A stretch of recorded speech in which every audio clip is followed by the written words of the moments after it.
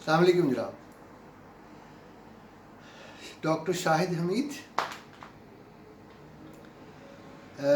Breast cancer awareness part 3 के साथ। आज मैं एक बहुत ही मतलब आपके लिए शायद ये एक अनयूजुअल बात हो, लेकिन इस ब्रेस्ट कैंसर अवेयरनेस कैंपेन में अगर मैं मेल ब्रेस्ट कैंसर का जिक्र ना करूं और अपने जो मेल ब्रदर्स हैं उनको ये बात ना बताऊं कि ये ब्रेस्ट कैंसर आपको भी हो सकता है, तो ये मेरा ख्याल है थोड़ा सा अनफेयर होगा। देखें, जैसा कि पहले मैंने जिक्र किया कि कैंसर किसी को भी हो सकता है और उम्र के किसी हिस्से में भी हो सकता है, डिपेंडिंग अपॉन थोड़ी सी टाइप ऑफ कैंसर डिफरेंट हो सकती है। तो ये मेल कैंसर एक रेयर बीमारी है। इवन हो सकता है कि बहुत पढ़े लिखे कुछ लोगों को भी इसके बारे में इतना इल्म ना हो, लेकिन मैंने अपने कैरियर के दौरान चंद पेशेंट्स को डील किया, देखा, फॉलो किया और ट्रीटमेंट जो भी मेरा डोमेन था उसमें की।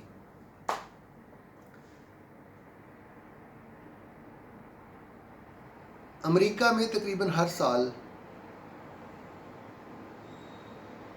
2,500 के करीब मेल ब्रेस्ट कैंसर के मरीज होते हैं।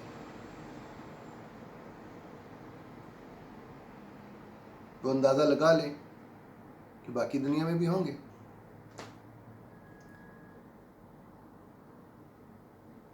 और अगर तमाम कैंसर्स का हिसाब लगाया जाए तो मेरे ख्याल से ये जो मुझे याद पड़ता है कि अप्रॉक्सीमेटली यू कैन से कि 1% ऑफ ब्रेस्ट कैंसर्स जो है ना वो मेल ब्रेस्ट कैंसर है।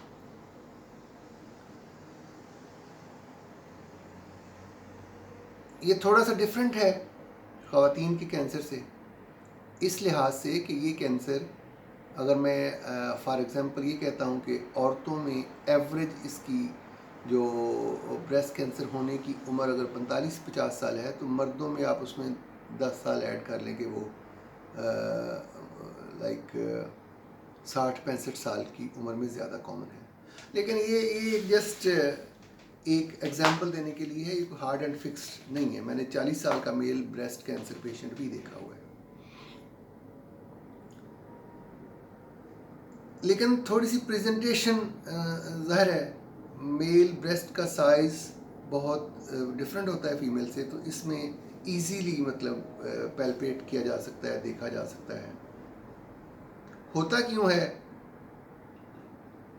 इसमें, जैसा कि जेनेटिक फैक्टर्स पहले भी मैंने जिक्र किया कि जेनेटिक होते हैं। अब जेनेटिक्स को समझना थोड़ा मुश्किल है, मुझे भी शायद बहुत ज़्यादा नहीं आती होगी, लेकिन मेरा ये ख्याल है कि जेनेटिक्स से सीधा सा मतलब है कि विरासती, मरूसी। अगर बाप दादा, माँ, दादी, नानी, परदादी अगर किसी को था तो कैंसर ऐसे चल सकते हैं। दो कॉमन कैंसर जो ख़वातीन में विरासती या जेनेटिक चल सकते हैं, इसको आप हेरिडिटरी कह सकते हैं। तो वो मेरा ख्याल है ब्रेस्ट कैंसर और ओवेनियन कैंसर, शायद इनको हम जिस तरह जो है ना ख़ानदानी बीमारियां और शुगर की तरह, ब्लड प्रेशर की तरह ख़ानदानों में चल सकती हैं। फॉर एग्ज़ाम्पल, अगर किसी के दादा दादी को कैंसर था, मतलब ग्रैंड पेरेंट्स, ग्रैंडफादर, मदर, तो जो मरीज़ खुद है या पर्सन खुद है उस फैमिली का, उसमें 1.3 टाइम्स रिस्क ज़्यादा होगा। और अगर मदर को है तो फिर 1.8 टाइम्स ज़्यादा रिस्क है। और अगर ख़ानदान के फर्स्ट डिग्री रिलेटिव्स को, फर्स्ट डिग्री रिलेटिव का मतलब ये है कि चचा, ताया, बहन, भाई, ये वाले आपके फर्स्ट डिग्री में आ जाते हैं। तो अगर उनमें से किसी 2 लोगों को अगर कैंसर है तो उसमें जो रिस्क है वो 2.8 टाइम्स बढ़ जाता है। ये तो है थोड़ी सी रिस्क फैक्टर मेल में क्या हो सकते हैं, उसमें बहुत सारे हैं, लेकिन मेरा ख्याल जो मैं कॉमन समझूंगा, लिवर डिजीज़ हो सकती है, जिगर की बीमारी, कोई हेपेटाइटिस, कैंसर, अल्कोहल का इस्तेमाल, और एक पैदाइशी बीमारी कोई डिसेंडेड टेस्टिस हैं, जो कि बच्चों में कई दफ़ा जो टेस्टिकल्स हैं वो ऊपर ही रह जाते हैं, पेट की ये जो इंग्वाइनल कैनाल होती है उसमें। और इसके अलावा कोई अगर टेस्टिकल्स की या कपूरों की कोई बीमारी है, या एक वायरल ऑर्काइटिस होता है जो मेल ऑर्गन का इन्फेक्शन होता है, ठीक है। तो ये कुछ फैक्टर्स हैं। एक और बीमारी होती है जिसको क्लाइनफिल्टर सिंड्रोम कहते हैं, वो भी जेनेटिक बीमारी होती है। तो ये रिस्क फैक्टर हैं मेल ब्रेस्ट कैंसर के लिए।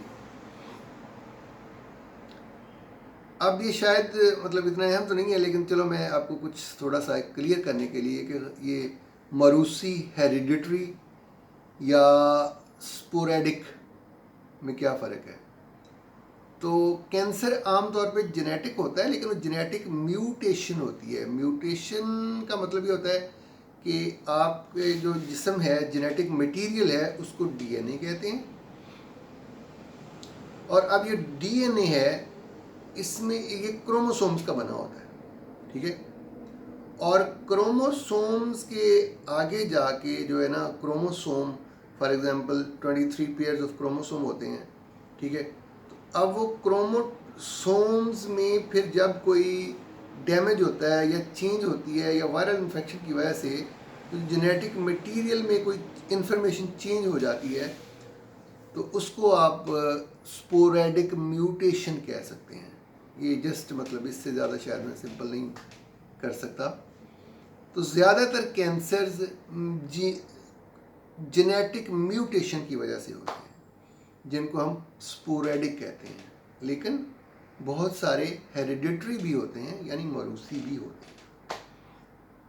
जो स्पोरेडिक हैं वो ख़ानदानी नहीं होते, मरूसी नहीं होते। चलें जी, अब आते हैं मेल ब्रेस्ट कैंसर की तरफ फिर से। तो ये बिल्कुल हो सकता है। और मेल को भी अगर ये नहीं सोचना चाहिए कि अगर कोई गिल्टी है यहाँ पर तो ये बस खैर है, मर्दों को नहीं हो सकता है, मर्दों को हो सकता है। ब्रेस्ट एनलार्जमेंट की और बहुत सारी काजेज़ हैं, जिस ब्रेस्ट एनलार्जमेंट पर शायद मैं गायनेकोमेजिया कहते हैं उसको, गायनेकोमेस्टिया, उस पर मैं अलग कोशिश करूँगा किसी वक्त जो है ना बात करने का।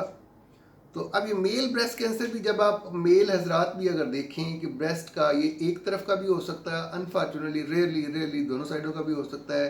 अगर ब्रेस्ट का साइज़ मेल में बढ़ना शुरू हो जाए, या उसकी ये जो ब्लैक वाला एरिया जिसको निपल कहते हैं, अगर इसमें कोई क्रैक्स पड़ना शुरू हो जाएं, इसमें कोई डिस्चार्ज आना शुरू हो जाए, या इसमें कोई पेन शुरू हो जाए, तो चांसेस 2-3 चीज़ें कि इसमें ब्रेस्ट मतलब एब्सेस, इन्फेक्शन या ट्यूमर भी हो सकता है।